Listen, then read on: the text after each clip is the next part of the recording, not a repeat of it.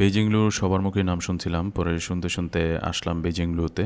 তো বেজিংলুতে আসার পরে এই যে দেখেন পরিস্থিতি, আরে এই যে একটা আপু হাত উঁচু করে আমাকে কিভাবে স্বাগত জানাচ্ছে দেখেন। মানে বুঝতেই হবে, নিজেকে একটু সেলিব্রিটি মনে হচ্ছিল। তো যাই হোক, পরবর্তীতে ওইখানে আর বেশি সময় ওয়েট করি নাই, দেখতে দেখতে অনেক রাত হয়ে গেছিলো। তো ক্ষুধাও লাগছিল অনেক, আর তো জানেনই যে সব খাবারই এলোমেলো খাবার।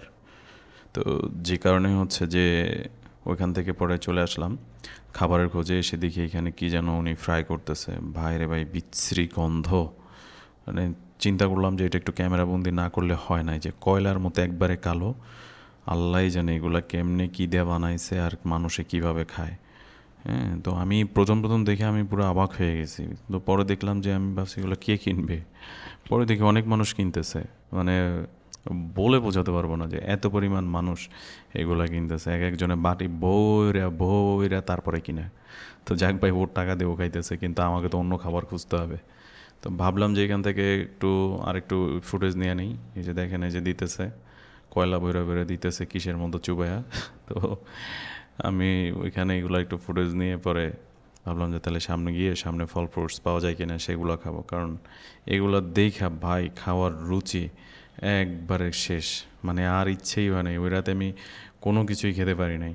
শুধু ফল যতটুকু খাইছি তো খাইছি, বাসায় চলে আসছি। তো আসার সময় একটা রুটি নিয়ে আসছিলাম, ওইটাই খাইছি আর কি। তো এইখানে যে দেখেন কি সুন্দর সুন্দর ফল। তো এখানের ফলগুলো দেখে মানে সত্যি অনেক ভালো লাগতেছিল। আর পিঙ্ক কালারের প্যারা, তরমুজ, সব ফ্রেশ মনে হচ্ছিল ওদের এখানের প্রত্যেকটা ফলগুলোই। তো পরবর্তীতে হচ্ছে অন্যরাও নিচ্ছিল, তো আমরাও প্রায় 32 ইয়ান দিয়ে হচ্ছে আমরা ফল কিনলাম। এবং কয়েকটা আইটেমের ফল এখান থেকে আমরা আসলে কিনে নিলাম। তো ওরা এখানে হচ্ছে আপনি যে ফলই নেন না কেন সেটা কেজি দরে বিক্রি হয়। তো আপনি যত গ্রাম নেবেন তত গ্রামের টাকাই দিতে হবে। তো আমরা এখান থেকে প্রায় বেশ কিছু ফল নিয়েছি যেগুলো আসলে আমাদের দেশে পাওয়া যায় না। তো ওগুলোই হচ্ছে আমরা এখান থেকে নিয়েছি। তো কারণ বুঝতেই পারছেন যে আসলে আমাদের বাংলাদেশে যে ফলগুলো আসে বিদেশি, ওগুলো প্রচণ্ড দামি দামি ফল আসে। তো আমরা 32 ইয়ান দিয়ে যে টাকা দিয়ে দিল, চলে আসলাম আমরা এখানে। তো পাশেই বসার জায়গা আছে। আমি মেইন ভয়েসটাই এখান থেকে দিতাম, কিন্তু পাশে গান চলতেছিল যে কারণে কপিরাইট হয়তো খেতে হতে পারে। তার জন্য আমি আসলে ওভার ভয়েস দিয়েছি। তো আমি যেটা খাচ্ছিলাম এটা হচ্ছে, এটাকে ওরা পামের্দো বলে। আবার অন্য অন্য ভাষায় এটাকে ওই যে কী যেন একটা ফল বলে, বাংলা ভাষায় কী নাম এটা আমি জানি না, কিন্তু ওরা পামের্দো বলে এটাকে। তো পামের্দো, কিউই, তারপরে হচ্ছে মালটা, তারপরে হচ্ছে এখানে যে ফিগ ছিল, ডুমুর ফল, যেটা আমি ড্রাইটা খেয়েছি।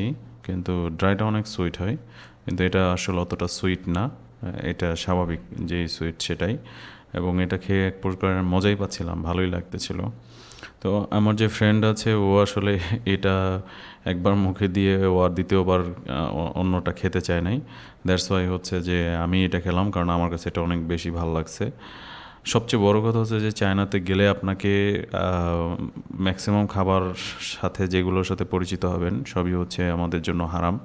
তো তখন আপনার ফল আর হচ্ছে বারবিকিউ, সেটা হচ্ছে যে ভালো বারবিকিউ যেটা হয় মাটন, বিফ, এগুলো ছাড়া আর আপনি অন্য কোনো কিছু আসলে খাইতে যাবেন না, এটা আমার মনে হয়, আমার বিশ্বাস। আমাদের খাবারগুলো তো একটা সুঘ্রাণ আছে, কিন্তু ওদের ম্যাক্সিমাম খাবারেরই এত পরিমাণ বাজে ঘ্রাণ। হ্যাঁ, এটা আমরা আসলে অভ্যস্ত না, তো যে কারণে আমার মনে হয় যে কেউ যদি চায়নাতে যায় তাহলে সবচেয়ে তার বড় প্রবলেম হবে দুইটা, একটা হচ্ছে ভাষাগত প্রবলেম, আর একটা হচ্ছে যে তার খাবারের প্রবলেম। তো সেজন্য আমার একটা ভিডিও আছে, আমি ডিসক্রিপশনে লিঙ্ক দিয়ে দিব।